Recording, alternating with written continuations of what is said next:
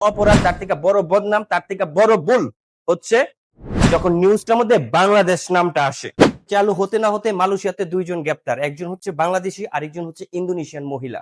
বাংলাদেশি পুরুষ আর ইন্দোনেশিয়ান হচ্ছে মহিলা। কেন গ্রেপ্তার হলো, আমি বিগত কিছুদিন আগে একটা বিষয়ে আপনাদেরকে আলাপ আলোচনা করছিলাম যে মালয়েশিয়াতে নতুন একটা আইন চালু হয়েছে যেখানে কিনা আপনার রাস্তাঘাটে ময়লা আবর্জনা করা যাবে না, বাড়ির আশেপাশে ময়লা আবর্জনা রাখা যাবে না। যদি এটা কেউ করে তাদেরকে আপনার আইনের আওতায় নিয়ে আসা হইব। গতকালকে জোহরবারু থেকে একজন মহিলা এবং একজন পুরুষকে গ্রেফতার করছে। তাদের অপরাধ কি?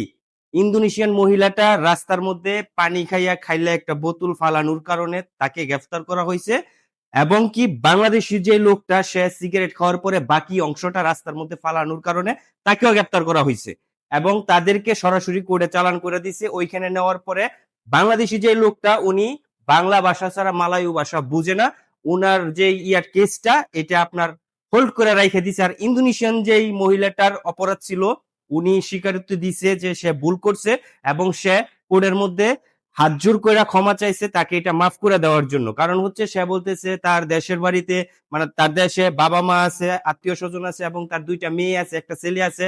এখান থেকে টাকা ইনকাম করে দেশে পাঠাইলে তারা খাইতে পারে।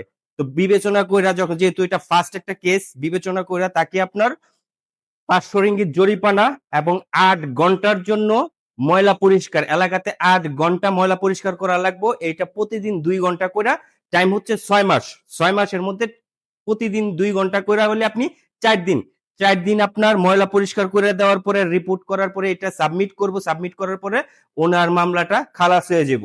আর বাংলাদেশি যে লোকটা, ওনাকে কিন্তু আপনার এখনো কোনো কিছু করা হয় নাই। পড়ে ওঠানোর পরে সে ভাষা বুঝে না বিদায় তার মামলাটা হোল্ড করে রাইখে দিছে। অন্য আরেকটা শুনানি ডেটে অন্য আরেকটা বাঙালিকে নিয়ে আইসা ট্রান্সলেটের মাধ্যমে, যে মালাই ভাষা বুঝে এবং বাংলা ভাষা বুঝে, তার মাধ্যমে তার এটা বিচার করা হইব। তো আমি আগেও বলি এবং এখনো বলি, পরেও বলবো, ভাই আমরা বাংলাদেশের কালচার আমরা সবসময় ময়লা আবর্জনা করে রাখতে পছন্দ করি, বা আমাদের শরীর থেকে দুর্গন্ধ আসে।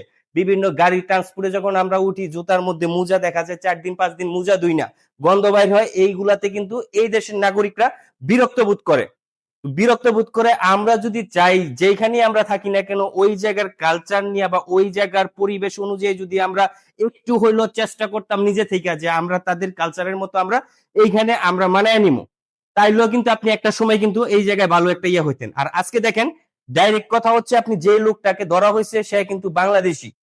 তার অপরাধ যতটুকু হোক, কিন্তু তার থেকে বড় অপরাধ, তার থেকে বড় বদনাম, তার থেকে বড় ভুল হচ্ছে যখন নিউজটার মধ্যে বাংলাদেশ নামটা আসে।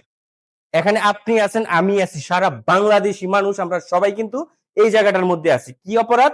রাস্তার মধ্যে ময়লা ফালাইছে, সিগারেট খেয়ে বাকি অংশটা ফালাইছে। কোন দেশের? বাংলাদেশের। তো এই জিনিসটা ভাই আপনারা সবসময় এড়াইয়া চলবেন। ভিডিওটা প্রচুর বড় হয়ে গেছে, আর ভিডিওটা সতর্কমূলক একটা ভিডিও, যেহেতু ভিডিওটা পুরোপুরি দেখার পরে আপনারা অবশ্যই ভিডিওটা টাইমলাইনে রেখে দিবেন, বন্ধু বান্ধবের কাছে শেয়ার করে পাঠিয়ে দিবেন, যাতে করে নেক্সট টাইম কোনো লোক, আমরা বাংলাদেশি আপাতত, অন্যান্য কান্ট্রি তারা যা মন চায় তা করুক, কোনো সমস্যা নাই। আমরা বাংলাদেশির আপাতত রাস্তাঘাটে যখন চলাফেরা করবো, যেখানে স্মোকিং জোন আছে, যেখানে সিগারেট খাওয়ার রাইড আছে, ওইখানে আপনি গিয়ে সিগারেট খাওয়ার পরে দেখবেন ডাস্টবিনের মতো আছে, ওইখানে ফালাই দিবেন। যে কোনো জায়গায় হাঁটতে হাঁটতে সিগারেট খাইবেন না, জায়গায় জায়গায় থুতু ফালাইবেন না, বা হাঁটতে হাঁটতে খাওয়া দাওয়া করবেন না। এইগুলা দয়া করে, আমরা বাংলাদেশি কালচার হিসেবে আমরা বাংলাদেশি এটা করে আসছি, মালয়েশিয়াতে আপাতত আমরা যেন না করি। সবাই ভালো থাকবেন, ধন্যবাদ সবাইকে।